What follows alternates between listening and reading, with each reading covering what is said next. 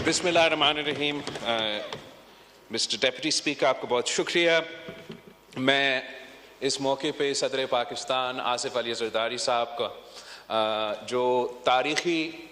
खिताब था इस असेंबली से उसका मैं सदर साहब को, इस हाउस को मुबारकबाद देना चाह रहा हूँ कि ये पाकिस्तान की तारीख़ में पहली बार हुआ है कि एक सिविलियन प्रेसिडेंट ने इस पार्लियामान से अपना 7th खिताब किया है।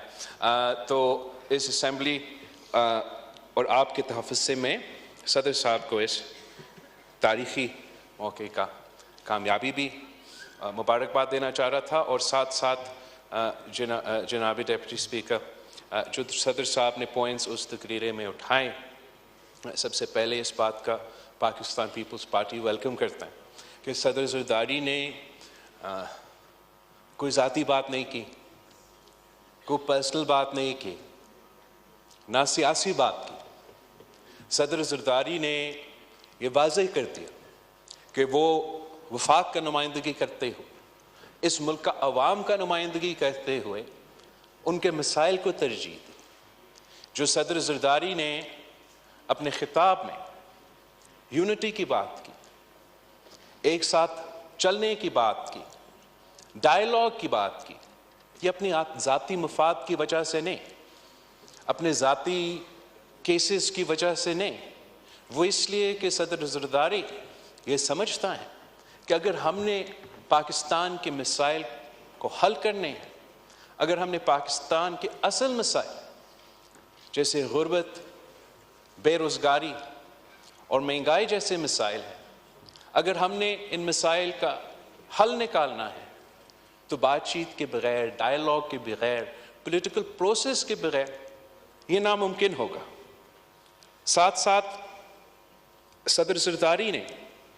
ना सिर्फ वफाकी हुकूमत को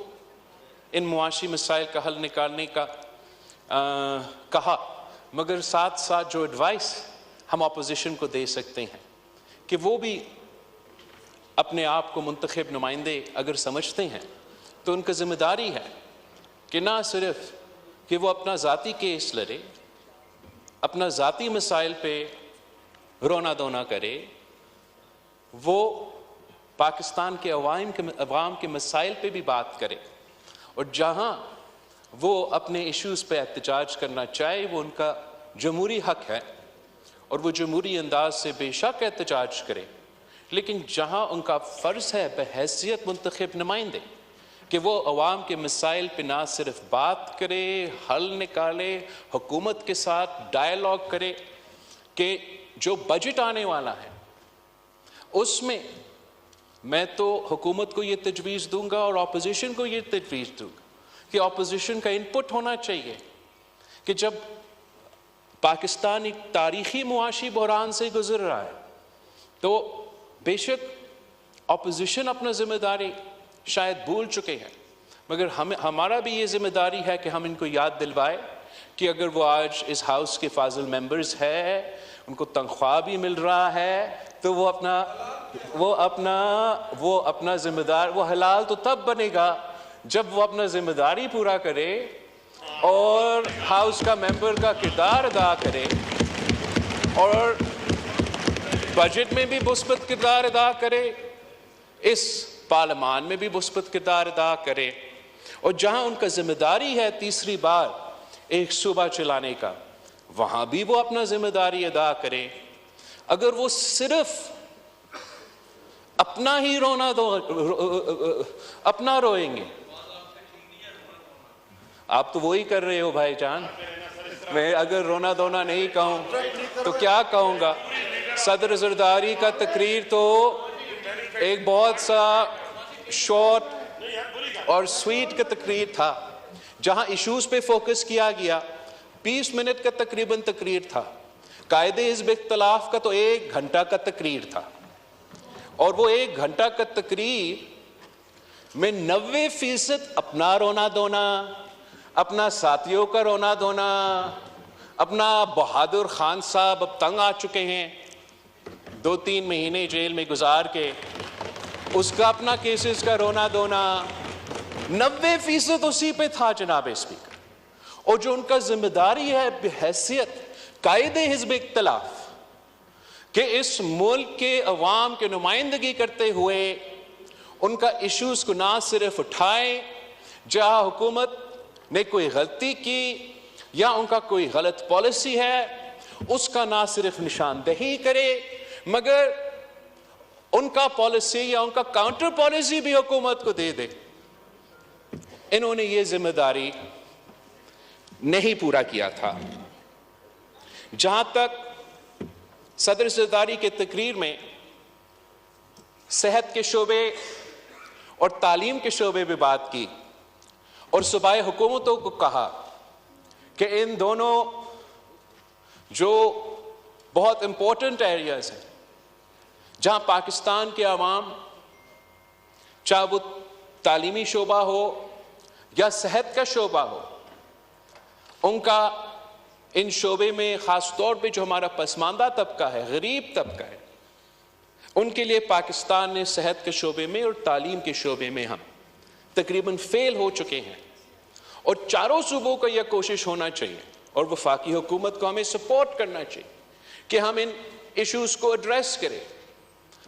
पाकिस्तान पीपल्स पार्टी की सिंध हुकूमत में दोनों शोबों में जनाब स्पीकर तारीखी काम करवाया है। जब पाकिस्तान पीपल्स पार्टी ने अपना सूबाई हुकूमत संभाली तो ना मुफ्त और मयारी इलाज का एक भी इदारा नहीं था। हमने, चाहे वो दिल का इलाज हो, ना सिर्फ कराची जैसे बड़े शहर में, मगर तकरीबन तमाम शहरों में दिल के इलाज के मुफ्त हॉस्पिटल्स खोले हैं। हमने ना सिर्फ कराची और हैदराबाद के शहरों में मयारी इलाज के हॉस्पिटल्स खोले हैं, मगर हमारे तो खैरपुर की तहसील गंबट में भी मुफ्त और मयारी इलाज ऐसे हैं कि जो पेशेंट्स हैं, चाहे वो मेरा खैरपुर का हॉस्पिटल हो, मेरा सखर का हॉस्पिटल हो, वो मेरा कराची का हॉस्पिटल हो, हमारा सिंध का एक शहरी खैबर पख्तूनख्वा का लेडी रेडिंग हॉस्पिटल नहीं जाते अपने इलाज करवाने के लिए। जनाब स्पीकर, हमारा सिंध का एक शहरी लाहौर का PKIL का हॉस्पिटल पे नहीं जाते अपने इलाज करवाने के लिए। जनाब स्पीकर, हम क्वेटा नहीं जाते हैं, मगर हमारे हॉस्पिटल्स में चारों सूबों से लोग आके अपने इलाज करवाते हैं। तो ये तो सबूत है कि जो हमने मुफ्त इलाज का मिसाली काम किया है सूबा सिंध में, तो जो सदर ज़रदारी ने अपने तकरीर में बाकी सूबों को भी कहा कि तालीम और सेहत में काम किया जाए, तो सूबा सिंध PTI को और उनके हुकूमत को दावत देते हैं कि वो आए, वो अब हमारे हॉस्पिटल्स का दौरा करे। हम उनको सिखाते हैं, इनको दिखाते हैं कि मुफ्त और मयारी इलाज गरीब अवाम को कैसे दिलवाया जा सकता है, और हम आपके हुकूमत के साथ काम करने के लिए तैयार हैं कि पेशावर में भी NICVD की तरह मुफ्त और मयारी इलाज हुकूमत की तरफ से